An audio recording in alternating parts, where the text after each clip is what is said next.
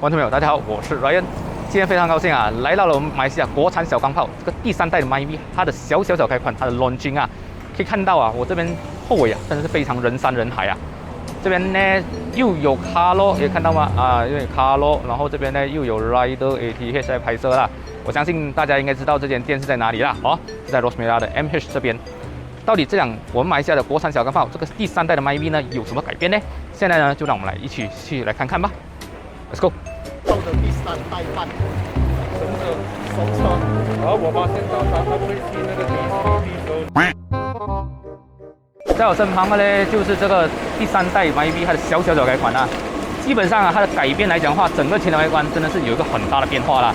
它采用了最新的家族设计语言啊，可以看到它的头灯啊，头灯这边呢，它换成了好像Ativa的 LED 的头灯啊，然后下面呢也是一个 daylight 啦。再我们也看到它整个的沙洞呢，也是换成了家族式的设计语言。这个可能有些人喜欢啊，有些人可能不喜欢啊，这个就见仁见智啊。美感这种东西，我相信你自己知道了哈。不过我还是 prefer 小款之前的啦哈。然后引擎方面，可以看到这个引擎呢也是有做了一个很重大的改变啊。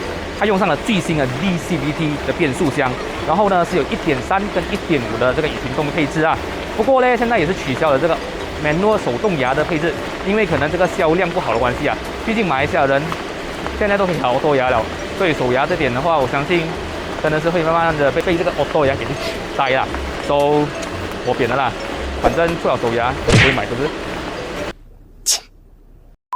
它的 rim 的话呢，基本上没有什么改变啊，还是跟回以前的同样的样式啦。So 忘记跟你们讲，今天我们看这2个版本呢是 H 版本啊。因为为什么没有 AV 版本，我不知道，可能不够分呢。这是第3代半的 MyV， 它的尾部设计基本上没有什么太大的改变啦，依然它的尾灯是采用了之前的 LED 尾灯，然后只是换上了新设计的 bumper， 然后左右边呢有2个黑色的 plastic cover 啦。我个人觉得，如果 Berdua 可以换成红色 reflector 饰板，这点可能就会更加的完美啦。而至于尾箱空间是保持不变啊 ，Spare Tire 也和之前一样保留了 full size 的 Ari Rim， 这一点我个人觉得 Berdua 还是做得不错的啦。对于这辆 MyV 小改款第3代我们的国民小钢炮，有些什么意见吗？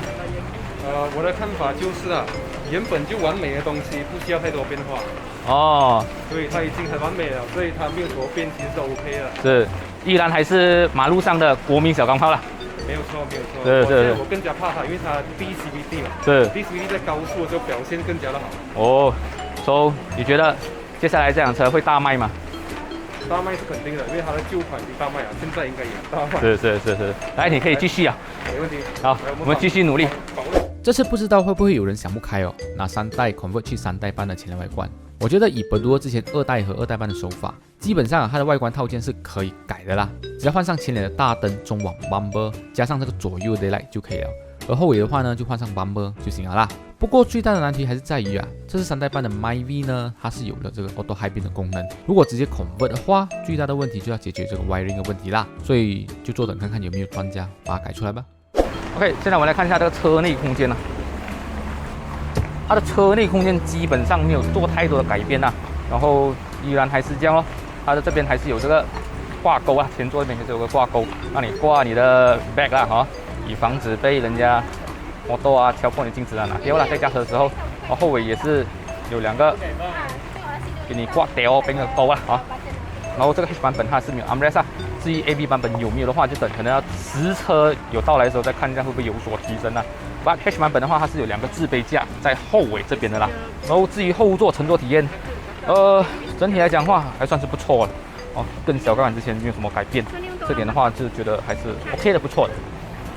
这是3代半的 MyV 呢，它的内饰最大的改变呢，就是拿掉的 Aircon 出风口上面那个闪瞎你眼的 Chrome 饰条啦，换上了这个雾银色的烤漆。AV 版本的话，还会用上红色的烤漆。我相信啊，应该是Berdua被顾客恐变到怕啦，才会做出这样子的改变啦。还有一个大改变就是把这个 steering 也换上了 Ativa 的 steering 啦。不过 H 版本的 steering 感觉上它的右边有点空啦。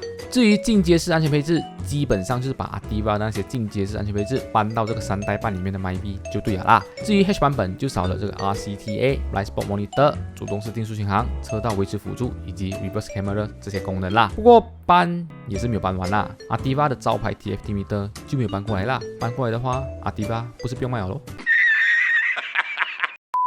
现在有请我们的特别嘉宾，噔噔噔噔噔，Rider ATH。Hello， 大家好，晚上好。是，今天你觉得这辆第3代的小小改款的 MyV， 你满意吗？